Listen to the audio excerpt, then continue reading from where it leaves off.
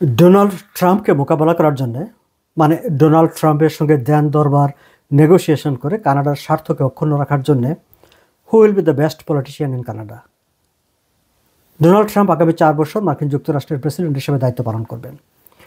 এই সময়ে কানাডার কোন প্রধানমন্ত্রী মানে কে প্রধানমন্ত্রী হলে ট্রাম্পের সঙ্গে দেন দরবার করে কানাডার স্বার্থ সবচাইতে বেশি আদায় করতে পারবেন, সবচাইতে বেশি সমুন্নত রাখতে পারবেন?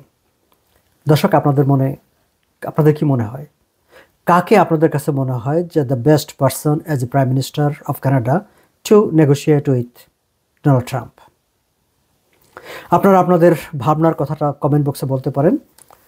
আমরা আজকে এই বিষয়টি নিয়ে একটু কথা বলবো, কারণ রিসেন্টলি এই বিষয়ে একটি জনমত জরিপ হয়েছে এবং সেই জনমত জরিপে চমৎকার একটি তথ্য বেরিয়ে এসেছে।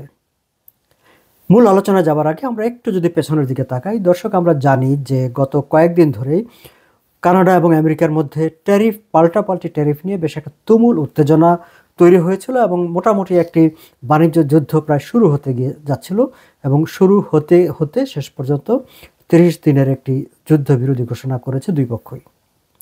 30 দিন পরে কি হবে আমরা জানি না, কিন্তু আমরা দেখতে পাচ্ছি কানাডার প্রধানমন্ত্রী জাস্টিন ট্রুডো, গভর্নমেন্ট, বিভিন্ন মন্ত্রীরা বিষয়টি নিয়ে দেন দরবার করছেন।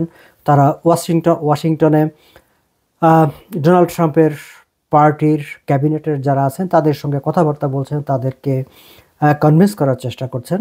আবার এদিকে আজ শুক্রবার প্রধানমন্ত্রী Justin Trudeau Canada US business summit, economic summit করেছেন এবং সেই সামিটে তিনি এবং মন্ত্রীরা তাদের বিভিন্ন কর্ম পরিকল্পনা, তাদের ভাবনা চিন্তা, তারা কি করছেন সেই সব বিষয় নিয়ে আলাপ আলোচনা করেছেন এবং সেখানে বিজনেস রিপ্রেজেন্টেটিভরাও ছিলেন।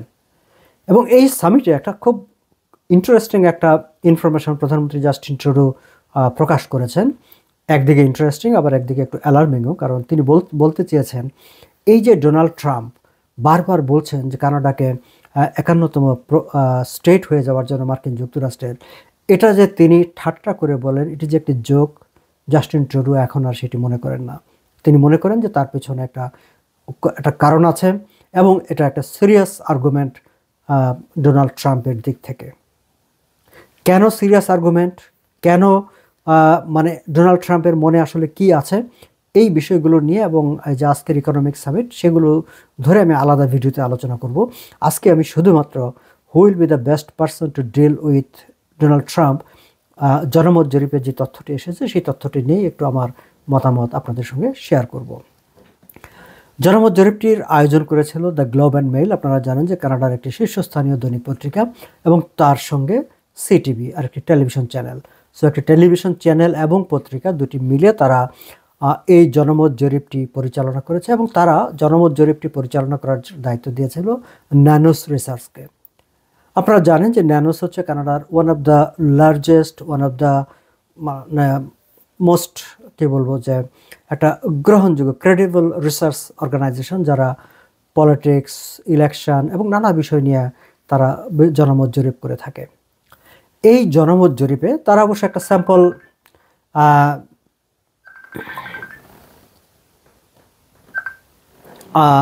প্রায় 1077 একটা স্যাম্পল ধরে তারা এই জনমত জরিপটি পরিচালনা করেছিলেন। বেশ কয়েকটি প্রশ্ন তাদের ছিল, কিন্তু একটা ভাইটাল যে কোশ্চেনটি ছিল সেই কোশ্চেনটি ছিল ডোনাল্ড ট্রাম্পের সঙ্গে নেগোসিয়েশন করে কানাডার স্বার্থ সমুন্নত রাখার জন্যে হু will be the best person as কানাডার প্রাইম মিনিস্টার। এবং এই যে যাদের উপর এই জনমত জরিপটি পরিচালনা করা হয়েছে তাদের মধ্য থেকে যারা অংশগ্রহণ করেছেন তার 40% অফ দ্য রেসপন্ডেন্ট তারা বলেছেন Mark Carney will be the best person to deal with Donald Trump. অর্থাৎ ডোনাল্ড ট্রাম্পের সঙ্গে নেগোসিয়েশন করে কানাডার স্বার্থ সমুন্নত রাখার ক্ষেত্রে Mark Carney is the best person. অর্থাৎ তারা আগামী 4 বছরের ট্রাম্পের প্রশাসনের সঙ্গে দেন দরবার করার জন্য কানাডার প্রাইম মিনিস্টার হিসাবে mark Carney will be the best person মনে করছেন 40% অফ দ্য রেসপন্ডেন্ট। 26% পিপল তারা মনে করেছেন Pierre Poilievre will be the best person. আর 12.5% হচ্ছে ক্রিস্টিয়া ফ্রিল্যান্ড। ক্রিস্টিয়া ফ্রিল্যান্ড এক সময় কানাডার ফরেন মিনিস্টার ছিলেন, অর্থমন্ত্রী ছিলেন। নাফটা নেগোসিয়েশনে তিনি সাফল্যের সঙ্গে ট্রাম্পের আগের মেয়াদে তিনি কাজ করেছেন। আবার ট্রাম্প তার ব্যাপারে খুবই একটু ক্ষিপ্ত আছে, যেটি তিনি ট্রাম্প প্রকাশ্যে সেটি প্রকাশও করে ফেলেছেন ক্রিস্টিয়া ফ্রিল্যান্ড যখন পদত্যাগ করেন তখন। পিয়েরে পোলিয়েভ আমরা জানি যে সবকটি জনমত জরিপে তাকেই ভাবা হচ্ছে কানাডার পরবর্তী প্রধানমন্ত্রী। কিন্তু এই যে জনমত মানে ট্রাম্পকে মোকাবেলা, ট্রাম্পের সঙ্গে নেগোসিয়েশন করার ক্ষেত্রে ক্যানাডিয়ানদের যে মনোভাব বেরিয়ে এসেছে, সেই ক্ষেত্রে দেখা যাচ্ছে যদি কোনো পিয়েরে পোলিয়েভ যদি কানাডার প্রাইম মিনিস্টার হয়েও যান, তাহলে কানাডার স্বার্থ আসলে ট্রাম্পের সঙ্গে সেখানে কম্প্রোমাইজ হওয়ার একটা আশঙ্কা রয়ে গেছে এই অপিনিয়নের যে ফাইন্ডিংস, সে ফাইন্ডিংস অনুসারে। সো তারা মনে করছে যে মার্ক কার্নি হচ্ছে the best person. Mark Carney এখন লিবারেল পার্টির লিডারশিপ রেসে আছেন। আমরা জানি যে আগামী 9 মার্চ লিবারেল পার্টির এই লিডারশিপ কনভেনশন হবে এবং সেই দিন আসলে নির্ধারিত হবে যে কে লিবারেল পার্টির নেতা হবেন, মার্ক কার্নি হবেন নাকি ক্রিস্টিয়া ফ্রিল্যান্ড হবেন। দুজনের মধ্যেই তুমুল প্রতিদ্বন্দ্বিতা হচ্ছে। তবে এখন পর্যন্ত মানে আমার জানা মতে বা বিভিন্ন যেসব তথ্যপত্র পাওয়া যাচ্ছে তাতে দেখা যাচ্ছে মার্ক কার্নি আসলে লিবারেল পার্টির মধ্যে এখনও জনমতে সমর্থনের দিক থেকে এগিয়ে আছেন।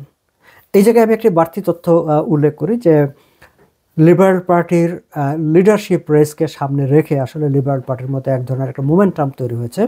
চলতি বছরের 2025 সালের জানুয়ারি মাসের প্রথম সপ্তাহে সারা কানাডায় লিবারেল পার্টির রেজিস্টার্ড মেম্বার সংখ্যা ছিল 1 লাখের মতো, 100,000।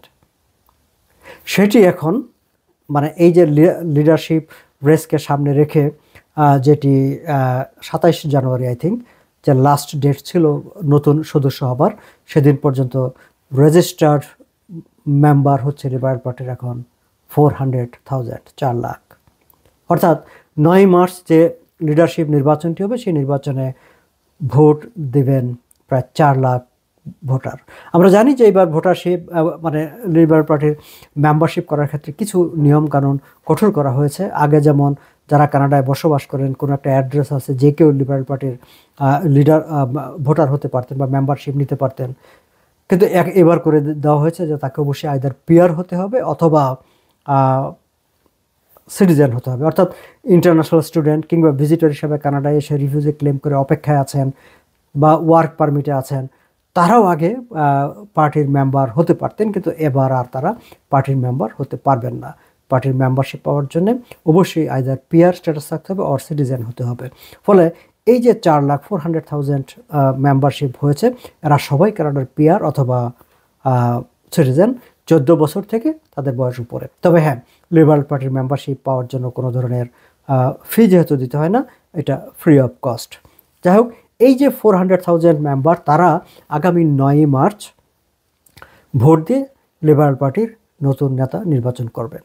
এখন এই যে জনমত জরিপ হয়েছে যে ম্যাক্সিমাম 40% পিপল যারা মনে করেছেন যে Mark Carney will be the best person to deal with Donald Trump, তারা কেন মনে করেছেন, কি তাদের লজিক? প্রত্যেকেই মনে করেছেন যে এখনকার জমানায় যেহেতু ডোনাল্ড ট্রাম্পের সঙ্গে মূলত ফাইটটা হবে একটা ইকোনমিক ফাইট, এবং মার্ক কার্নি একজন ইকোনমিক ফিল্ডের লোক। তিনি কানাডার সেন্ট্রাল ব্যাংকের গভর্নর ছিলেন, তিনি যুক্তরাজ্যের সেন্ট্রাল ব্যাংকের গভর্নর ছিলেন। তিনি কানাডা এবং যুক্তরাজ্যের দুটি দেশকে দুটি ইকোনমিক ক্রাইসিস থেকে মানে সেভ করার, বাঁচিয়ে দেওয়ার তার একদম হ্যান্ড অন এক্সপিরিয়েন্স আছে। সেই জায়গা থেকে সবাই মনে করছেন যে কানাডার সামনের যে ইকোনমিক একটা টার্মোয়েল হওয়ার দেখা দিয়েছে, সেই জায়গায় he will be the right person to lead the country, to lead the government.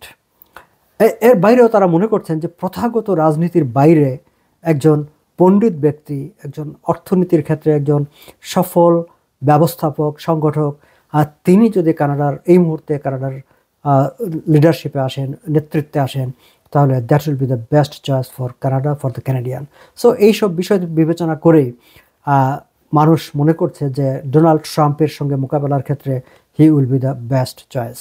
যাই হোক, শেষ পর্যন্ত বিষয়গুলো তো কেবলমাত্র যে এই একটি জনমত জরিপে যারা অংশগ্রহণ করলেন তাদের মতামতের উপরে নির্ভর করবে না। 9 মার্চ লিবারেল পার্টির যে কনভেনশন হতে যাচ্ছে সেইখানে প্রথমত যে আমরা অপেক্ষা করব যে কে লিবারেল পার্টির লিডার হয়ে আসেন, তারপরে তো নতুন নির্বাচন, সেই নির্বাচনে যারা বিজয়ী হয়ে আসবেন।